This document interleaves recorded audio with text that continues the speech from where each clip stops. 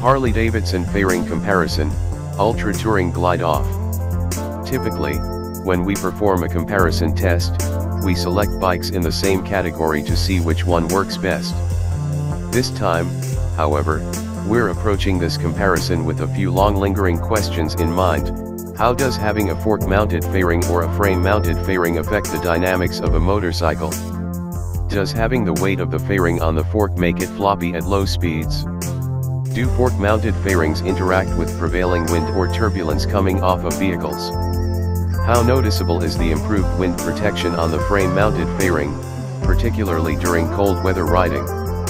We deliberately chose two bikes that were as close to identical as possible so that we could track the difference between fork-mounted and frame-mounted fairings. The Electra Glide's Milwaukee 8 engine surprisingly put out 4.6 more HP than the Road Glide's twin-cooled Milwaukee 8. Although Harley says the twin-cooled Milwaukee 8 should perform slightly better, the Electra Glide's air-cooled Milwaukee 8 outperformed the Road Glide's twin-cooled engine throughout the RPM range.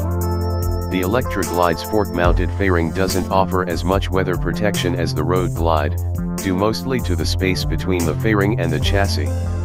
The Road Glide's fairing felt much further away from the rider, and the windshield's height placed it in the rider's field of vision.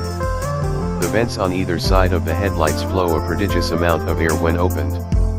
Though the Electra Glide's touchscreen is physically smaller, it seemed bigger because of its relative closeness to the rider.